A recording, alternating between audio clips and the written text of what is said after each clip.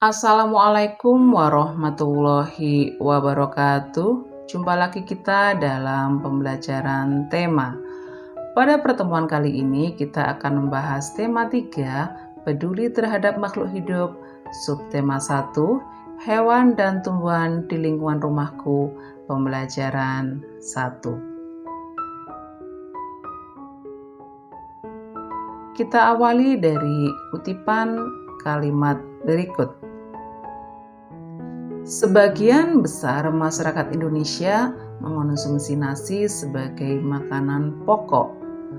Apakah kalian tahu bahwa nasi berasal dari beras dan beras berasal dari padi? Mari kita mengenal padi. Padi adalah tanaman yang sangat penting di Indonesia. Padi menghasilkan beras. Banyak penduduk Indonesia yang mengonsumsinya. Padi dapat tumbuh di daerah panas dengan curah hujan tinggi. Daerah utama penghasil padi adalah Jawa Barat, Jawa Timur, Jawa Tengah, Sulawesi Selatan, dan Sumatera Utara. Sekarang kita akan mempelajari bagaimana perkembangan tanaman padi. Kita cermati dari gambar yang pertama.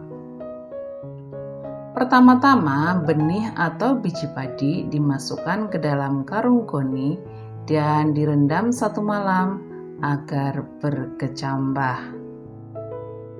Selanjutnya, biji atau benih tadi akan tumbuh hingga bakal akar dan tunas menonjol keluar. Lalu petani akan menanamnya di ladang. Padi juga diberi pupuk secara berkala. Selanjutnya, tanaman padi berbunga hingga gabah matang, berkembang penuh, keras, dan berwarna kuning.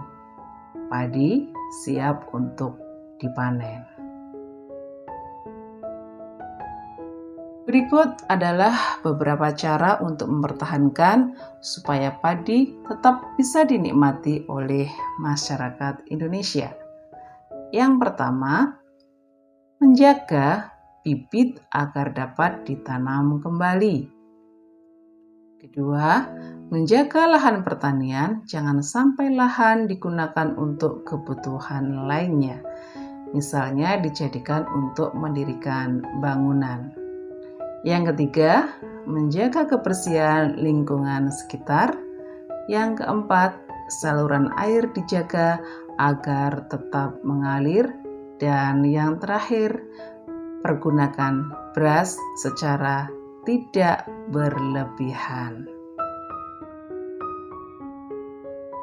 Nah, setelah kita mengenal tanaman padi, sekarang kita akan membahas beberapa daerah bagian yang ada di permukaan bumi. Disinilah bagian-bagian yang memunculkan tempat-tempat mata pencaharian dari masyarakat Indonesia. Kita awali dari gambar yang pertama adalah gambar pantai. Kalian pasti sudah mengenal dan tidak asing sekali dengan pantai.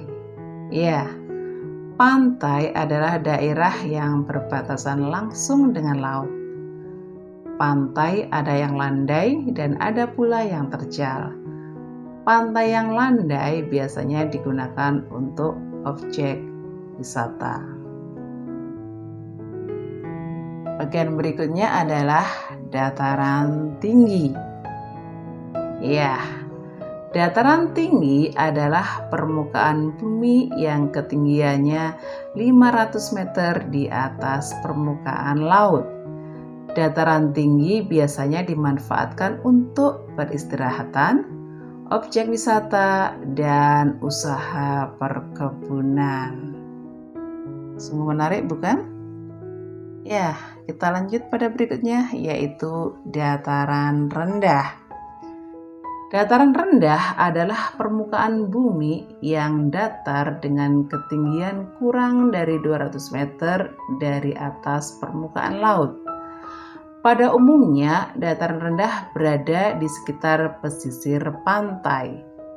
Dataran rendah banyak digunakan untuk berbagai keperluan, di antaranya pertanian, peternakan, perumahan, dan industri, serta beberapa jenis kegiatan perkebunan seperti perkebunan kelapa dan tebu.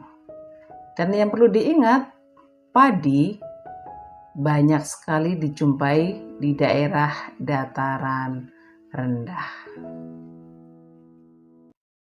Nah, itulah tadi pemaparan tentang bagaimana padi merupakan kebutuhan penting makanan pokok masyarakat Indonesia dan mengenal beberapa bagian wilayah yang ada di permukaan bumi yang ada di Indonesia, meliputi wilayah pantai, dataran rendah, dan dataran tinggi.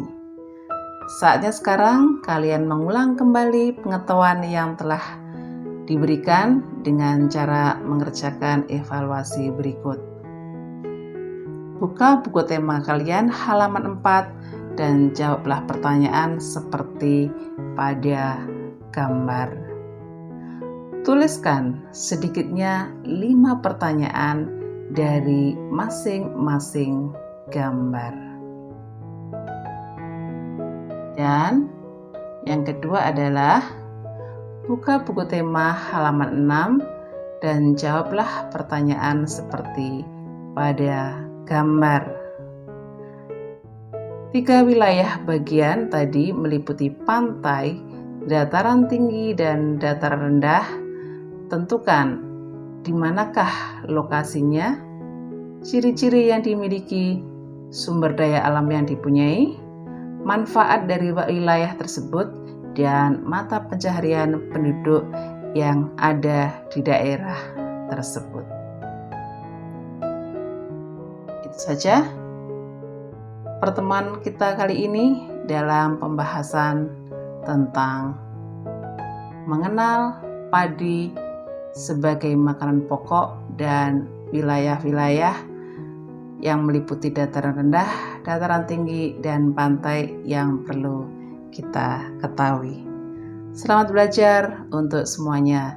Sukses selalu untuk kalian. Wassalamualaikum warahmatullahi wabarakatuh.